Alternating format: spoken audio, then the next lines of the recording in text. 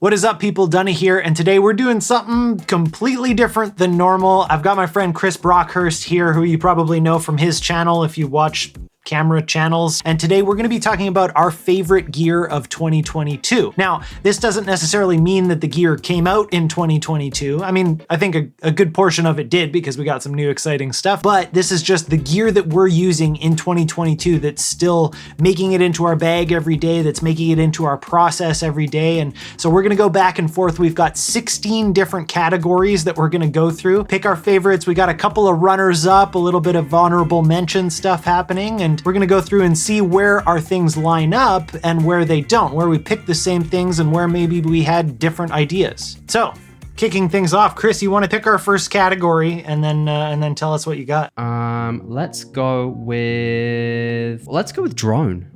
What is your favorite drone of the year? This one's an easy one for me. My favorite drone for the year is the DJI Mini 3 Pro, specifically with the RC controller. I love the micro drone idea, the fact that I can kind of fly it in more places without having to worry as much about all the rules and regulations that go along with it. And it's just super, super easy to use. That's a solid choice.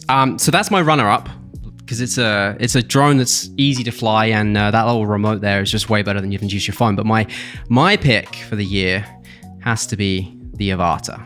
I have been really enjoying learning to fly FPV. It's making me want to get into it even more. Like, this is just something, if you wanted to get into FPV, this is the gateway, the easiest way to do it, especially if you get it with this controller, because I mean, I've given this to people and they've never flown FPV before, and within 5 minutes, they'll be doing gaps, going through things. And it's pretty crazy to see what you can do with that prior to going in like the full manual mode. But definitely for me, DJI Aputure, and then runner up, the Mini 3 Pro, for exactly the same reasons as you said. That's awesome. I still have never flown FPV.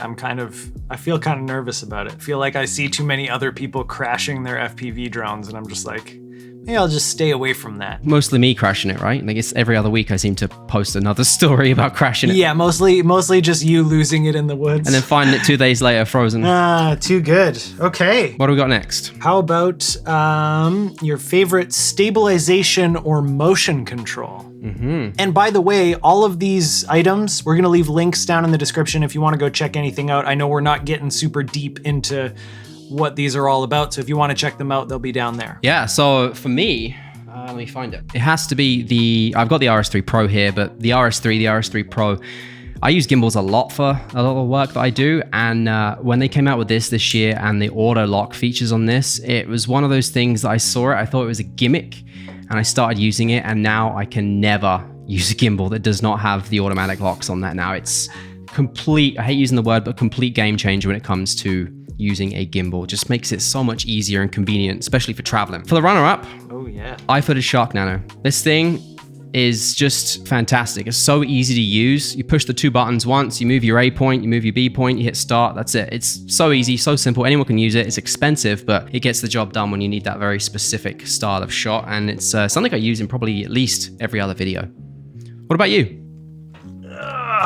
What is that? This is the Rhino Arc 2 system. So this is like a full motion control pan tilt head with the slider on it. So, you know, similar to what you've got with the iFootage one, but I can also tilt up and down. The head does a lot. You can also take this whole thing off and just throw the pan tilt head on a tripod. It's got follow focus built into it, so you can do these pretty crazy and pretty intricate moves. And the thing that I love the most about it is that it's just so smooth. So absolutely love this one. It is super expensive. It was definitely an investment, and I definitely wish I made that investment earlier. What does it run for? I think the kit that I got that came with, there's like a set of longer tubes, aluminum tubes. These are the carbon fiber, the shorter tubes, with everything included, 2 different motor types and stuff like that. I think it was like $3,500. Yeah, that is pricey. And that's like with a big carrying case and all that kind of stuff. So there are lots of other options that you can get. Nice. I'm gonna have to go have a look at that now. All right. Let's go with prime lens. Prime lens. This one was a tough one for me because I'm not really much of a prime lens user. Oh yeah? The one prime lens that I use all the time is the Sony 35mm f1.8. Okay. It's not like a super fancy lens. It looks great. I love the 35mm focal length, especially kind of for these studio shots. It doesn't have that kind of like ultra wide YouTube-y kind of look to it. It's nothing new or fancy, but I absolutely love this lens and get so much use out of it. It's funny you say about the 35. So I've never shot a 35 before. I've actually never owned a 35 other than like a cinema lens. And I'm borrowing the 35 f1.4 G Master right now from Sony. And I was like, you know what, let's try it for this angle today. And I threw it on. I actually quite like the look of it. So there's definitely something about that 35 look for sure. Yeah, absolutely. What's your prime lens of choice? So I'm actually quite the opposite. I use prime lenses a lot for weddings specifically, and two options really. Like one's my favorite, but one's the runner-up. 24mm f1.4 G Master. I absolutely love this lens. This is probably 2 years, maybe even 3 years in a row now. I can't remember when this came out, where I've picked this as like my favorite lens of the year. If you could give me one lens forever, this would be it. And then my runner-up, I started using this for weddings this year. It's just a stunning lens. The 135 f1.8 G Master. Very, very niche lens. This 135 isn't an easy thing to shoot on, but you try it out and you use it for some beauty shots, for some B-roll, and you really will appreciate what this lens can do, because there's nothing else out there that really gets you that look. Excellent. You got both ends of the spectrum there. Pretty much, yeah. Okay, well, I mean, since we did prime lenses, let's make our next category your zoom lens of the year. Zoom lens of the year, right? So this isn't one I actually own, but I got to test it right when it came out at the beginning of the year, and I fell in love with it. The new 1635, the f4, the G, whatever it's called, the power zoom one. Yeah. Yeah. Did you get to try that out? Yeah, I had that on loan for a little while, and it's pretty impressive, and it's so small. That's why I like it. Ridiculously small and sharp, and yeah, it was nice. The f4 is really the only kind of drawback that I feel like people are able to talk about. Yep. And it doesn't have OSS in it, like the original 1635 f4, which I still own. I couldn't justify buying the other one. When I used that 1635, the size of it and the tech that's in there, and for the price that they're selling it for, I think it's probably one of the best lenses of the year in terms of like a zoom lens. Hugely underrated, and I don't really see more people talk about it now, but that's my pick of the lens for a zoom. And then for a runner-up, it's got to be the 24-70 G Master version 2. Again, because of the size, like it's so much smaller than the original, smaller than the Sigma 24-70, lighter than that as well. So that was a welcome upgrade this year to get to my kit, and I love that lens. Well, speaking of small and light, my lens of the year was actually the opposite of that, and it is the Tamron 35-150. It's just such a nice looking lens. Like the images that come out of this thing are insane, and it just is so useful for everything except for when I'm shooting myself, when I'm filming myself. It's just absolutely the most useful lens. The fact that it's f2 to 2.8, you throw a 16-35, maybe the f4 if you've got it, and then this in the bag and you're good to go. Like it just covers so much. And then my runner-up actually was the same as the GM version 2 24-70. This one's just on my wish list for now. This is a loaner from Sony. I do want to replace my Sigma 24-70, which is actually shooting my top-down shot right now, with this one. And again, like you said, just the size. It just it makes a huge difference. Right, what do we have next? I think it's on you. I picked zoom, so you're up next. What do we got? I don't even know how many we've gotten through so far. Camera accessory under $100. What do you have for that? So that is... I need two things for this. The PGY Tech quick release system. Okay. I'm just sneaking this in because I think one of these with the mounting plate on that you put on the bottom of the camera, I think it's $99. So I think it's just sneaking in under $100. Essentially, it's just like a simple quick release system. So you put the plate on the bottom of the camera, you slide it in here, and then it snaps into place. And then there's a little lock on the side, so you can lock it so it won't come out. And when you want it to come out, you just unlock it and you press the button and it'll come off. But what's really cool about this is that they've got the base plates are actually Arca-Swiss compatible too. So I can slap this into any tripod that I use, any Arca-Swiss tripod, and they've also got a 1/4-20 thread, so I can throw it on any kind of like friction arm accessory or anything like that and have a quick release base plate on anything. So I put these on all of my stuff, like all my tripods, all my like gimbals, all my sliders, anything. I'll just like grab one of these, slap it on there, and then all of a sudden I've got a really easy quick release system for that piece of gear. They also make like a capture clip type of thing. I think they call it the Beetle clip that I use as well, that is compatible with their base plate. And just as one extra, their base plate is a little bit different too. They've made a kind of a, forget what they call it, but like some kind of a non-slip system so that it won't loosen on its own. So if there's some weight, if you're shooting vertical and there's some weight trying to pull it one way or another, it'll slip before it loosens. There's like some kind of a,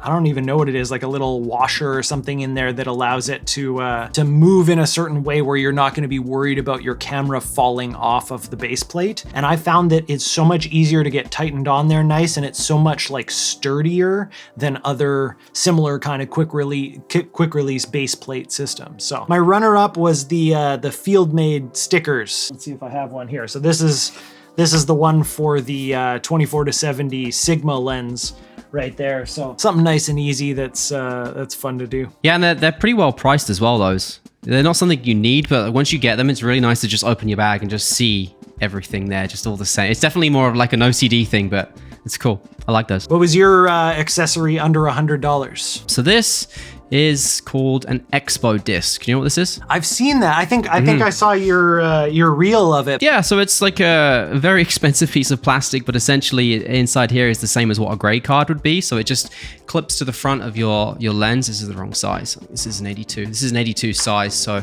you can get them in different ones. And it just clips to the front there.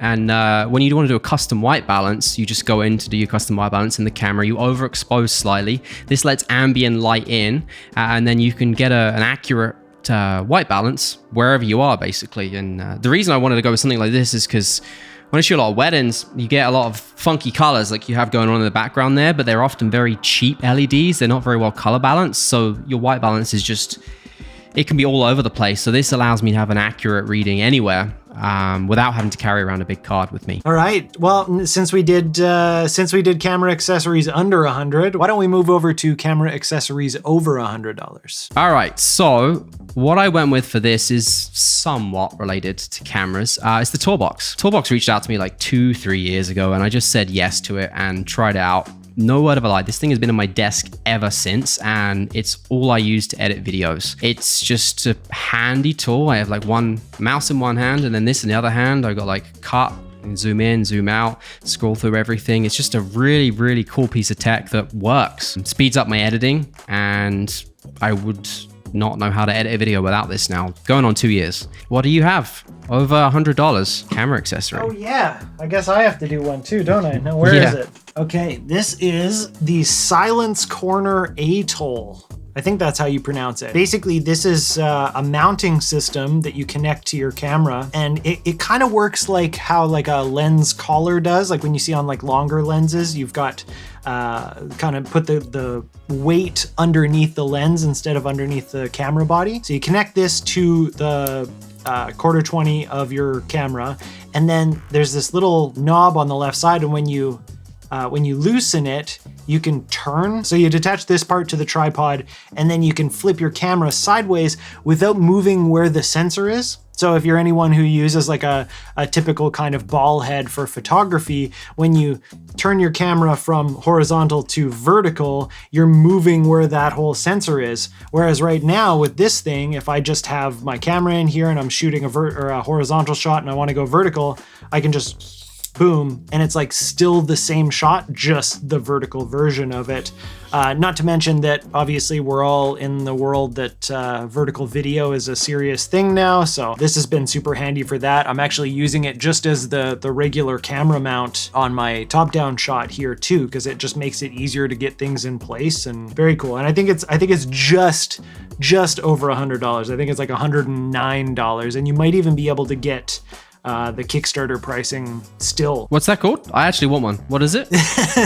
It's the Silence Corner Atoll. ATOLL. All right, what's our next category? Let's do wireless audio. What I'm currently using and what I find really handy is the new DJI.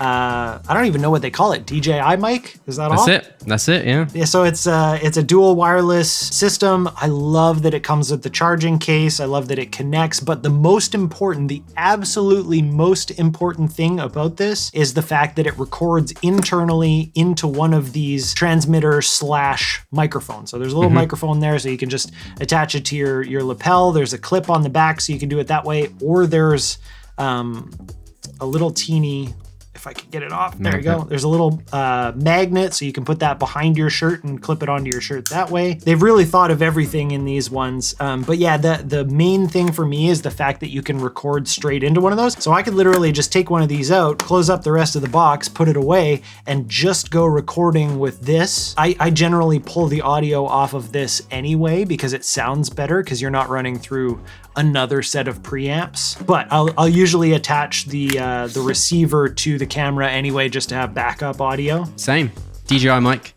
So much so that I actually bought two. That's why there's a green piece of tape on there, because I have two systems. All the reasons that you said, as well as the automatic recording. So as soon as you pull out the case there, it automatically starts to record. It's turned red there if you can't see.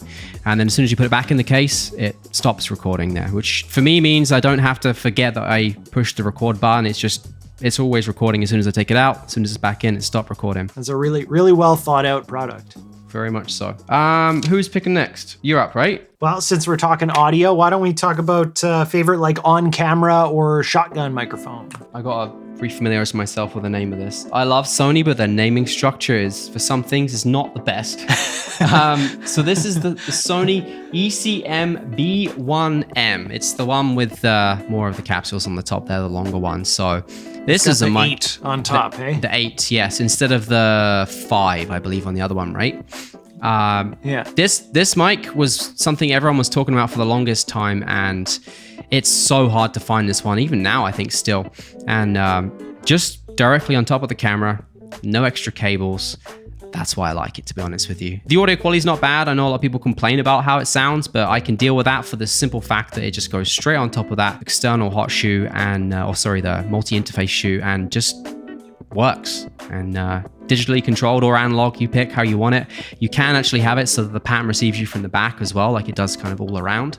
You can set your pattern on the bottom there. But just a solid mic for ease of use, simplicity, and just being small, fits into a bag. That's why I like it. My nerdy audio background won't allow me to use those multi-interface shoe microphones. Once you use something for a long time, you start to rely on it. Like, you just want things to work that way.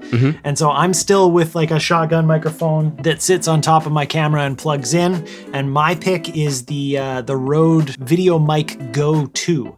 So this is the one with none of the, like, there's no gain adjustment. There's no electronics on the microphone itself, so there's no buttons or anything like that. There's no battery. This is the thing that I think is the big winner for me on this one. I also like the NTG that has the gain adjustment and the low frequency cut and all that kind of stuff, but you constantly worried about, is my battery gonna die, that kind of stuff.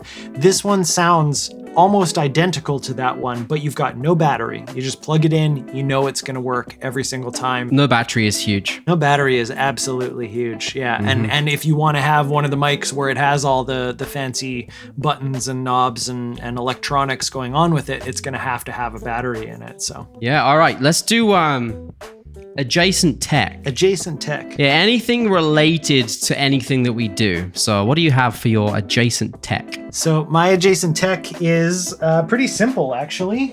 It is the Zendure Super Tank Pro. This is just a battery. I believe it's 99 watt hours or whatever the like maximum that you can have that you can take on a plane. Okay. Just before they make you like ship it specially or whatever. Yep. It's got 4 USB-C ports and it's super powerful. I can actually charge my laptop. I believe it's 100-watt charging out of this thing. I've had this one. I've actually had 3 of these now that just kind of float around between my house and the studio, and then one comes with me sometimes, and just super handy to have around. Definitely. What did you have for this category? I mean, this is an expensive one, but it's something that appealed to me. So I had the iPad Pro, the 12.1 inch, the M1 one, not the new one. The main reason I use this is because it runs the iOS apps within the iPad itself. So like I have Instagram right here, just ready to, I don't know if you can see that, but like Instagram just runs in here like it would on your phone, and you can run any iPad app, any iPhone app within this. So which means I want to respond to DMs, you can do it really quickly and have the keyboard on there as well. So that is why I went with that this year. As soon as Apple said that that was a thing that you could do with the new M1 iPads, I immediately got it.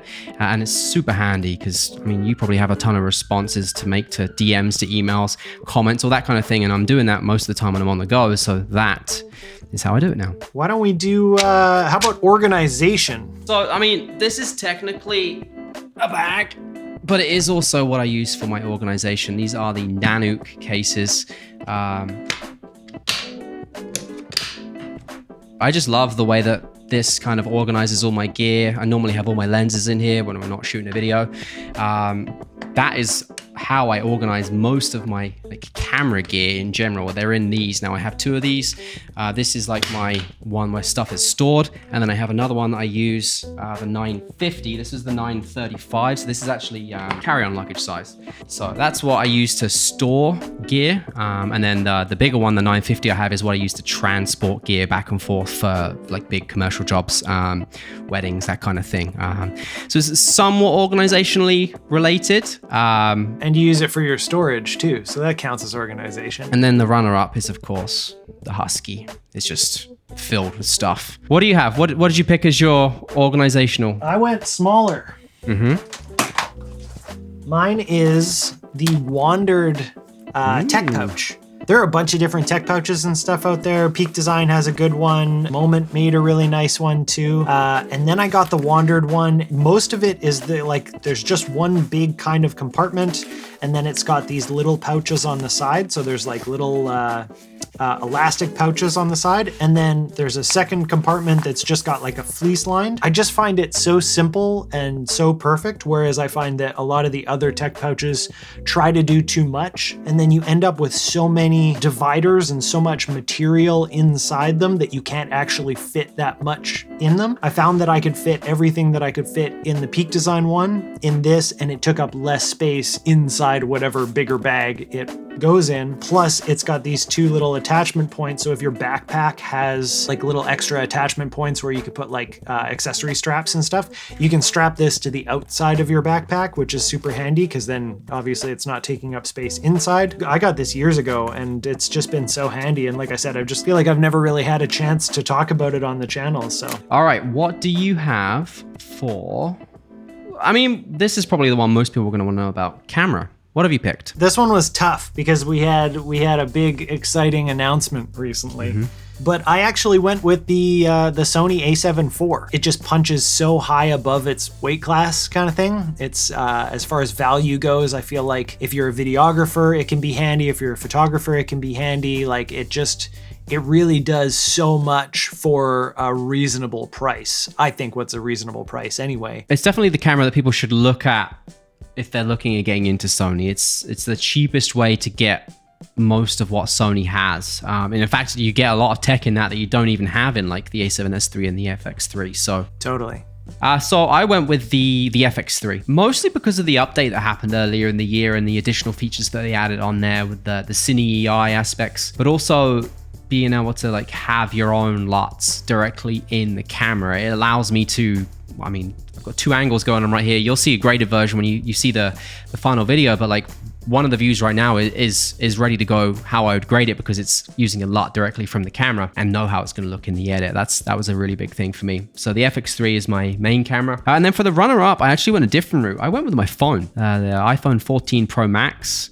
But I mean, I had the 13 Pro Max that I used for most of the year. If I'm honest, if I hadn't have already sold the 13 Pro Max, I would have return the 14 Pro Max because there's not that much of a difference. But just because of the way that I'm using my phone now for so much social content, like everything I shoot now is on my phone is vertical, wide, 60 frames per second, and it does such a good job. And I get so many messages from people that are like, what camera are you using to shoot all these reels? They look so clear, and it's literally my phone. That's wild. That's awesome. Why don't we go with tripod / support? So my favorite for the year was this, the Ulanzi Coleman collab that they actually don't even make anymore. Apparently there's a newer version of this now. Didn't they just start making that? They did, and yeah, there's a newer version now. They've changed.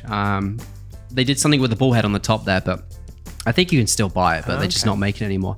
I was a little against it when it first came out because it's obviously a very much, they've taken some aspects of another tripod out there and utilized it in here, but they've just done it better. And it's super light. It comes down to a really small size.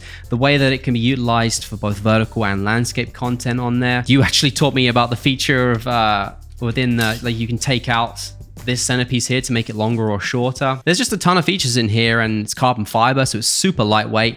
It's the lightest tripod that I own. Often with tripods, like when you get something that's super lightweight, it sacrifices the height that the tripod can go, but this can go pretty high. Very impressed with this tripod, and I only pick up one tripod now to shoot any video, to travel anytime, and it's always this one. So that was why that was my pick. What do you have? The tripod that I've been using for the last couple of years is the three-legged thing Punks Bryant. Probably like, I would say like 6 months ago came out with a version 2 where they updated some of the features, super awesome. And then just literally a month and a half ago came out with what they call the darkness version, which is an all black version of it, which just makes my heart so happy. I do also have that Ulanzi one, and I do like it, but I do find that both that one and the Peak Design one that it obviously pulled a lot from, I find them just a little bit on the flimsy side. So I like something that's a little bit more sturdy. And like you mentioned, usually with those smaller, lighter tripods, you end up sacrificing height. So this goes to, I forget what it is, it's like 7 feet at its maximum. It's something ridiculous. It's carbon fiber, so it's still super light. It packs down, as you can see, like pretty darn small, fits on my backpack nicely. Yeah, absolutely highly recommended. Okay, let's go with filters. This one's a fun one. I actually have 3. Okay. It was hard for me to choose, but my main one is the one that I use all the time. And I switched from using variable NDs. I got really sick of the cross polarization and all that kind of stuff. And I switched over to the Freewell straight up magnetic filters. Basically, I carry around this hockey puck of filters, and I've got a front cap and a back cap on it. And basically I've got every ND, 3-stop, 4-stop, 5-stop, 6-stop, and a 10-stop ND, as well as a circular polarizer in this little hockey puck. And the way that that works is that you just grab whatever you need, you slap it on. If I need, let's say, one more stop, I take that one off and I grab the next one. And they're all just magnetic and they just slip in there. And then I put the hockey puck back in my pocket or in my bag, and it's that easy. So it doesn't actually take me that much more time than using variable ND, but I found that the quality came out way better with like solid NDs most of the time. There are certain situations where I do want a variable, but most of the time I'm using the Freewell system. And it's pretty fantastic. I wanted to give a bit of a mention to this Haida Pro 2 MC variable ND. Because it's just kind of a neat design. So they've got this little pin on the outside, and this is how you change it from anywhere from 3 to 7 stops of ND. But then you can also move this the red ring around, and it changes the circular polarization. And then I had to have one more because I thought this was really cool. These are the Kalari clip-in filters, and their case is hard to get open. And basically these clip in right in front of your sensor. And so this allows me to have ND filters and use a teleprompter. So if I'm filming outside and I want to use my teleprompter, I've never been able to do that before. I always have to try and memorize my script or go line by line or whatever and just be continually checking my phone. And they've got all sorts of cool things like light pollution and mist filters and that kind of stuff too. But so that was lots of stuff in the filter game. Those would be handy as well if you have like the certain lenses, like the 14mm f1.8, you can't put a filter on the front of it. The Sigma Exactly, 14 yeah. to 28, you can't put a filter. So you could use those instead. What was your pick for filters? I had two, but you've made me think of a third, so I'm gonna grab that. Lots of filters this year. I feel like there are a lot of companies coming out with different modular systems, and people are trying to combine circular and square and all sorts of stuff this year. Just when you think there's not gonna be something else that comes out, they come out and they do something crazy, and I don't understand how they do it, to be honest, but like they keep coming out with ideas. So what did I pick for filters? So I've got three, and now the first one I picked was, this is a black satin 3 from Tiffin. Everyone knows what a black pro mist is. It's like that one you get to be cinematic. This is like a lighter version of that. So it plays around with your contrast a little bit. It gives you like, I don't want to say grain, but it gives you like a slightly gritty look to it, and softens skin a little bit. So I've been running with one of these on my lenses now for weddings. Anytime I shoot anything really other than today, I run with one of these on there. This doesn't have the same effect of like halation on the lights. Like there's nothing really lit in this frame here, but if you were to use a Black Pro Mist, it would be really like glowy and misty. This will do that, but not to the same degree that a Black Pro Mist does. So it's just a filter that you can really run on your cameras all the time, on your lenses all the time, and it just reduces some of that like digital look, and it just has a really nice look about it. Secondary pick is the Punvund. The main reason I love this, honestly, is the case that it comes in. It's just, it protects it. You don't have to touch the filter. You can literally unscrew that. You screw it directly onto the front of the lens, and once it's on the front of the lens there, even the cap that this comes with screws on there. So it's just a really well designed. So that is my, if I only need one filter for something, if I'm going somewhere and I only need one filter, that's what I'll normally bring. When I wanted to start using more filters this year and like have filters on all my lenses for weddings, so I ended up going with the Freewell system. This is the one with a magnetic lens cap on there. It doesn't have the hard stops on there. This is the 6-9. So I just bought a bunch of these just so that everything is uniform. Everything is the same. There's no change of colors. They're pretty good value for money if you're looking for a variable ND filter. And they come with that little case there as well, which is kind of like a bullet case. Yeah, like an ammunition case, which is kind of cool. But I prefer the case on these, but that's a more budget-friendly option if you need multiple of them. All right, 2022 backpack / bag of the year. What do you got for that one? This is an interesting category for me because I've rocked with the Low Pro Pro Tactic 450 AW version 1 for years, literally since I started. And that bag still looks brand new. And then this year I needed something just a little bit bigger. So I ended up buying this one, the original Peter McKinnon, the 35 liter one. It's huge, to be honest with you. It's definitely not travel friendly in terms of like as a personal item kind of thing. I managed to get away with it, but yeah, I fit so much in this. This is my daily driver of bags. In here, I'll have 2 bodies, 2 lenses, mic system. The Avada goes in here as well. I'll carry my laptop, my notebook, my iPad, and it doesn't phase it whatsoever. It's never like stretched or anything like that. And it never feels like it's going to break, if that makes sense. It's just a solid bag, and I'm pretty happy with it. Yeah, I like that bag. Runner up, though, is the smaller one, which I will say works well as a personal item. You can fit a lot less in this, but I think you could do this with the other one as well. You have these little, what are they, like pods? I don't know what they're called, but you can just change them out. And then this part here can actually fold down flat there if you wanted to. So these will pop out. That will lay flat in there. So if you needed a little bit more space in there, basically you can customize it however you want. The only annoying thing I don't like with this bag is these. Ooh, when you have things in here, you look like Buzz Lightyear. Yeah, great options for me. One's the bigger one for carrying more stuff. One's definitely more travel friendly. What do you have? You're a much more of a bag guy. You have a lot more to say about it than I do, I'm sure. I have so many bags, and I love bags, and I'm obsessed with bags. And I swear every week I have to figure out a way to transport all my gear into a different bag, because I'm like, maybe this week I should try a Boundary Supply, or I should try the PGY Tech or whatever.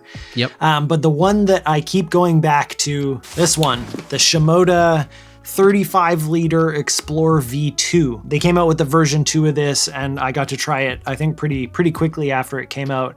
And it is absolutely fantastic for pretty much anything I want to throw at it. It is technically small enough that I can kind of get away with it as like an under the seat kind of thing, as long as I don't have too much going on in the sides of it to make it extra wide. These tripod / water bottle pockets actually fold back into the bag, so they're not sticking out if you don't want them to be. I use them pretty much all the time, so they stay out. It's got good organization on the front. It's got a really nice big top pocket here too. And then inside the bag itself, there's a ton of space. Oh, that fell. There's a ton of space. I've got kind of my 3 rows. I usually carry at least 2 bodies and a handful of lenses and that kind of stuff. But it's just such a well thought out bag. And then the number one thing about it is that it just is so comfortable. And the runner up that I don't have, it's up in storage right now, is the Wandered 31 liter Provoke version 2.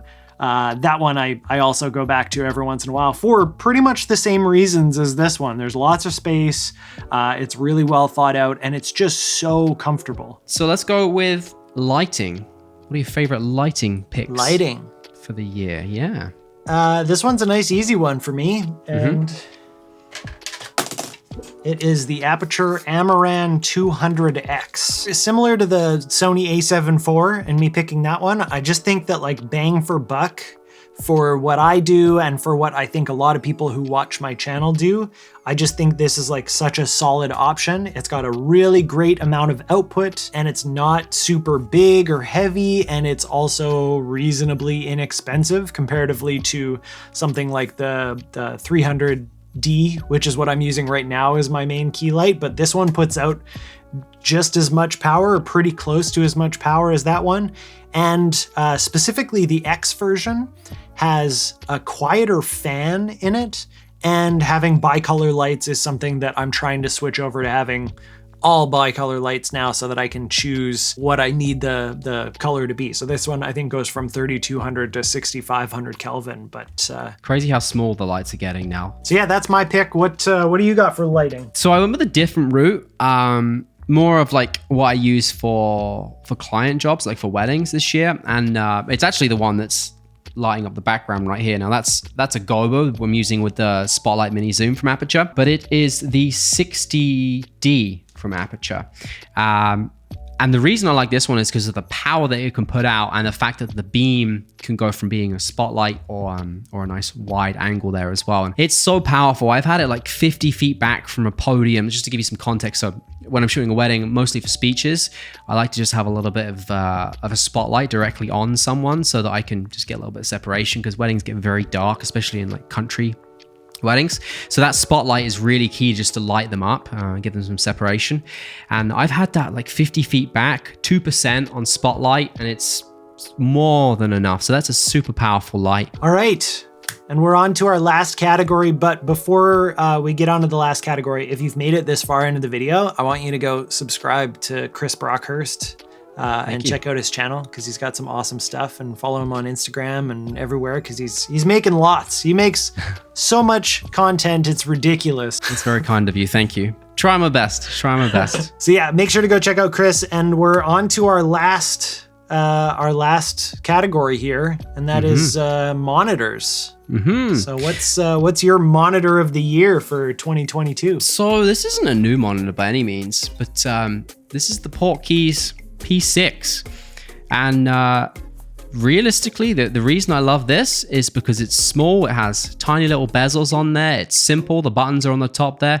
It's not the most expensive monitor in the world. It's pretty cheap, actually. It's mostly made of plastic. You can put a lot on it. It has all the video tools on it you could possibly want. HDMI in and out, so you can pass through on there. It's just a simple monitor that's small. And I've been running with this on top of my FX6 recently. It's like a running joke. So I have like the world's most expensive dad camcorder just to film my kids, and this is the monitor that I use on the top there. I just like how small it is, and the way it's really no logos on the front of there. It's like when you get a TV and it just has the little logo on the bottom and it bothers you. It doesn't have any branding on the front there, so I quite like that. Portkeys P6 is my #1 choice. What do you have? What did you pick? I almost picked that one. I haven't really used it enough to make it in my top spot, and so I actually picked another Portkeys one. This is the BM5WR. And the reason that I picked this one is because it has wireless connectivity with my Sony cameras. So with my FX3, you do still have to connect it via HDMI in to actually get the picture to the monitor itself, but then you've got wireless control of the settings. So I can be standing in front of my camera looking at the monitor here, and I can change the aperture just by touching on the screen. I can change the white balance. I can change all sorts of different things. I can start recording, I can stop recording, and that kind of stuff. So that one's my pick. So that is our picks for 2022, our top gear. We didn't overlap too much, which I'm kind of surprised about. Yeah, that's why these videos are really interesting, because everyone has their own perspective and way they use their gear. So even if we're using the same cameras, like we're using different tripods, we're using different bags, using different filters, just to do it our own way. So I enjoy talking about this as much as I do watching other people's versions of this, because like there's a couple of things you talked about that I've written down that I want to take a look at myself. So it's really eye-opening for people to see what other gear is out there that people are using. You got it. Absolutely. Well, thanks for doing this with me, and thanks for sharing your picks for the year. Again, everyone who's watching, if you've made it this far, you obviously have fallen in love with Chris, so go subscribe to his channel. Links to everything that we talked about are going to be down in the description. And on your way down there, make sure to hit the like and subscribe button, hit the bell notification so you don't miss out on future videos. Thank you so much for watching, and I'll see you next time.